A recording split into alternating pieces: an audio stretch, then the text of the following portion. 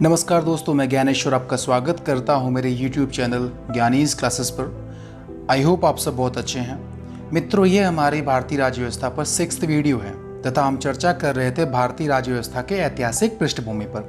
अब तक हमने 1773 का रेगुलेटिंग एक्ट और पिट्स इंडिया एक्ट ऑफ 1784 के बारे में जाना तथा उन विषयों के बारे में जाना जो हमारे कॉम्पिटिटिव एग्जामिनेशंस के लिए काफ़ी महत्वपूर्ण है। दोस्तों, आज हम करेंगे द चार्टर एक्ट ऑफ 1833 यानी 1833 का चार्टर अधिनियम। तो मित्रों, वीडियो पूरा देखें क्योंकि बाद में एक महत्वपूर्ण क्वेश्चंस का टेस्ट भी होगा, जैसा कि मैं हर वीडियोज़ में करता हूं। और अगर आपने मेरे चैनल को अब तक सब्सक्राइब नहीं किया है तो आपसे अनुरोध है, प्लीज़ करें। दोस्तों, आइए जानते हैं 1833 के चार्टर अधिनियम के बारे में। इस एक्ट ने ईस्ट इंडिया कंपनी के विशेषाधिकार को 20 साल के लिए और बढ़ा दिया। जैसा कि आप जान रहे हैं कि जो पहला एक्ट आया था ये आपका 1773 में आया, दूसरा आया 1784 में। इसके बाद फिर आपका ये 1833 का अधिनियम है और इसके बाद अब सीधे 20 साल का गैप आ जाएगा। उसके बाद जो एक्ट होगा वो होगा क्या, 1853 वाला। दोस्तों, तो ये 1833 का अधिनियम इसने 20 साल के लिए ब्रिटिश के ईस्ट इंडिया कंपनी के विशेषाधिकार को 20 साल के लिए और बढ़ा दिया। इसको गवर्नमेंट ऑफ इंडिया एक्ट 1833 तथा सेंट हेलेना एक्ट ऑफ 1833 भी कहते हैं। तो दोस्तों, यहाँ से एक प्रश्न ये बन सकता है कि किस एक्ट को सेंट हेलेना एक्ट ऑफ 1833 भी कहा जाता है। तो इसका उत्तर क्या हो जाएगा, चार्टर एक्ट ऑफ 1833 को। इस एक्ट के तहत कंपनी के कॉमर्शियल एक्टिविटीज को बंद कर दिया गया, इसको ब्रिटिश गवर्नमेंट के अंडर कर दिया गया। ठीक है दोस्तों, कंपनी के चाइना के से जो ट्रेड लिंक था उसको खत्म कर दिया गया। इस एक्ट ने अंग्रेजों को भारत में सेटल होने की आज़ादी दे दी और ब्रिटिश कॉलोनाइजेशन को कानूनी जामा पहना दिया गया। अब ये कॉलोनीज बनाने के लिए आज़ाद थे। जो गवर्नर जनरल ऑफ बंगाल की पोस्ट थी, अब वह गवर्नर जनरल ऑफ इंडिया कर दी गई और इस तरह से भारत के गवर्नर जनरल कौन बनते हैं, governor general of India. First governor general of India कौन थे, विलियम बेंटिक।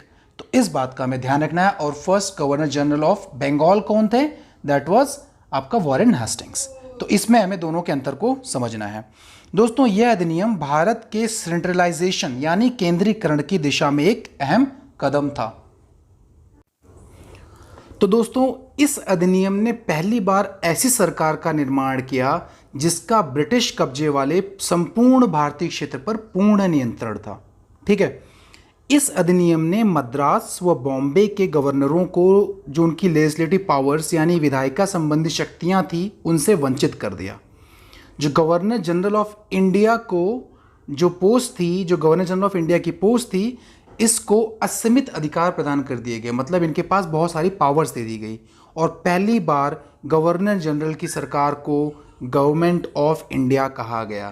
तो दोस्तों, अगर प्रश्न ये आ जाए कि किस एक्ट के तहत जो गवर्नमेंट थी गवर्नर जनरल की, उसको गवर्नमेंट ऑफ इंडिया कहा गया, तो वो इसी एक्ट के तहत चार्टर एक्ट ऑफ 1833। और काउंसिल जो यहाँ की थी उसको बोला गया इंडियन काउंसिल यानी भारतीय परिषद कहा गया, तो वो भी इसी एक्ट के तहत। तो इस एक्ट से और क्या होता है, एक तो जो गवर्नमेंट थी इसकी गवर्नर जनरल की, उसको गवर्नमेंट ऑफ इंडिया कर दिया गया और जो काउंसिल थी उसको इंडियन काउंसिल बोला गया। इस अधिनियम ने यह जरूरी कर दिया कि भारत में बने किसी भी नियम को ब्रिटिश पार्लियामेंट में पास किया जाए तथा कोई भी कानून हो उससे एक्ट या अधिनियम बोला जाए। मतलब यहाँ से मैंडेटरी कर दिया गया, कोई भी बिल हो वो पहले ब्रिटिश पार्लियामेंट में पास होगा और उसके बाद उसको एक्ट या अधिनियम कहेंगे। और इस तरह से इंडिया का लॉ कमीशन तैयार होता है। तो दोस्तों, मतलब क्या है कि यहाँ से इंडिया का फर्स्ट लॉ कमीशन तैयार होता है। और सबसे महत्वपूर्ण तो हमें ये ध्यान रखना है कि इसका हेड कौन था, first law commission of India, that was Lord Macaulay. ठीक है दोस्तों, तो इस एक्ट के तहत प्रेसिडेंसी ऑफ बंगाल को 2 भागों में विभाजित होना था। एक था प्रेसिडेंसी ऑफ आगरा और दूसरा था प्रेसिडेंसी ऑफ फोर्ट विलियम, जो कि हो न सका। ठीक है, ये इसी एक्ट के तहत था। दोस्तों, यह ऐसा पहला एक्ट था जिसने भारतीयों को देश के एडमिनिस्ट्रेशन में शामिल होने का परमिशन दिया और सिविल सेवकों के चयन के लिए खुली प्रतियोगिता का आयोजन शुरू करने का प्रयास किया। ठीक है, इन्होंने परमिशन दे दिया कि अब देश में सिविल सर्विसेज में इंडियंस भी आ सकते हैं, ठीक है। और इसमें कहा गया कि कंपनी में भारतीयों को किसी पद, कार्यालय और रोजगार को हासिल करने से नहीं रोका जाएगा। हालांकि कोर्ट ऑफ डायरेक्टर्स, जो हमने प्रीवियस वीडियो में जाना था, कोर्ट ऑफ डायरेक्टर्स और बोर्ड ऑफ कंट्रोल जो दो बने थे, तो ऐसे ही यहाँ पे जो कोर्ट ऑफ डायरेक्टर्स थे उनके विरोध के कारण इस प्रावधान को समाप्त कर दिया गया। लेकिन प्रश्न यहाँ से बन सकता है किस एक्ट के तहत ऐसी कोशिश की गई थी, तो it was because of this act of 1833। तो दोस्तों ये कुछ जानकारियां थी चार्टर 1833 के बारे में जो कॉम्पिटिटिव एग्जाम्स में पूछी जाती रही हैं। अब आइए कुछ महत्वपूर्ण प्रश्न देख लेते हैं। तो क्वेश्चन 1, देश का पहला गवर्नर जनरल कौन था? मतलब गवर्नर जनरल ऑफ इंडिया, तो वो विलियम बेंटिक।